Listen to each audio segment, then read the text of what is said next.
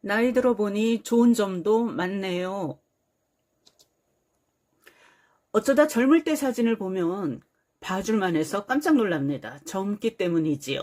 그렇다면 지금 사진을 10년 후에 봐도 그런 기분이 들려나 싶으면서 오늘이 제일 젊은 날이라는 사실이 실감납니다.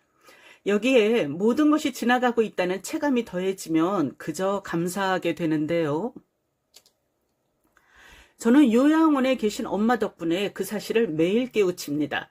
3년 전에 처음 가셨을 때는 그저 죄송하고 불쌍해서 면회만 가면 울곤 했는데 지나보니 그게 아니었습니다. 엄마가 차츰 걸을 수 없게 되고 앉을 수가 없게 된 지금에 이르고 보니 어떤 모습으로든 살아계시다는 사실만으로도 위안이 되는 거지요. 요즘은 그래서 면회를 가도 눈물을 흘리지 않네요. 금방 잊으실지라도 막연한 기분은 남을 터이니 엄마의 인생을 인정하고 칭송하며 노래라도 부를 듯 제잘되다옵니다. 엄마처럼 성실하게 1인분의 생애를 완수한 분도 저렇게 내쳐진 것을 보니 사람에게 기대를 할 일이 없어서 부대낄 일도 적어집니다.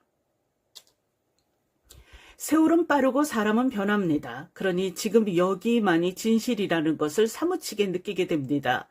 과거는 지나갔고 미래는 추상이니 우리가 살아있을 수 있는 순간은 지금뿐인 거고 그 어렵다는 까르페 디엠이 조금씩 되는 거지요.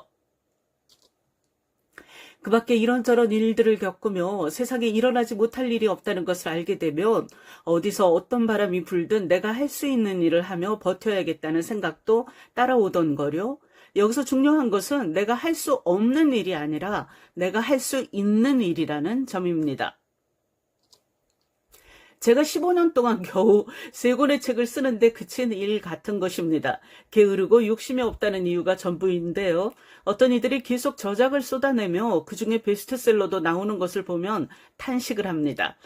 살림이 큰 것도 아니고 인간관계에 공을 들이는 것도 아니면서 어떻게 이렇게 실적이 초라할 수가 있는지요. 그러나 외부의 압력이라고는 받지 않고 놀멍놀멍 나의 속도로 걸어왔기에 저는 지치지 않을 수 있습니다. 마치 처음 살아보는 듯 세상에 대한 호기심을 놓지 않았기에 천진하게 도전을 계속할 수도 있고요. 나이가 들었다거나 늙었다는 것은 젊은 사람들의 기준에서 하는 말입니다. 직장인으로 잔뼈가 굵은 분은 50대 중후반에 조직에서 밀려나면 퇴물이 된 것 같은 절망감을 느낄 텐데요. 그 또한 조직의 기준에서 하는 말이고요. 조직 외적으로는 새내기가 되는 거지요. 원로 정신과 의사 이시영 씨가 칠순에도 이렇게 건강할 줄 알았다면 인생 계획을 달리 짰을 것이라며 명상촌 힐리언스 섬마을을 세웠던 것이 생각나네요. 유튜브에서 보니 그는 구순인 요즘도 건강해 보입니다. 그러니 50대 중후반이면 무슨 일을 하기에도 충분한 거지요. 아직 신체 건강하고 경험에 의해서 노련해지기까지 했는데 은퇴나 노인이라는 이름에 갇혀 지레 쭈그러들지 말기 바랍니다. 그건 어디까지나 사회의 주류를 이루고 있는 세대에서 부르는 말인 거고 우리가 어떤 상태이고 어떤 도전까지 할 수 있는지는 우리의 언어로 규정해야 합니다. 그들이 사는 세상을 기준으로 가슴 아파하는 것이 아니라 우리가 사는 세상을 노래하는 거지요. 나이 든 사람들의 서사가 아주 많아져야 합니다. 후진들이 참고하고 따라오며 그 위에 새로운 그림을 계속 그려나갈 수 있도록이요. 그러기에 우리는 언제 어디에서나 글쓰기와 떨어질 수가 없는 거네요.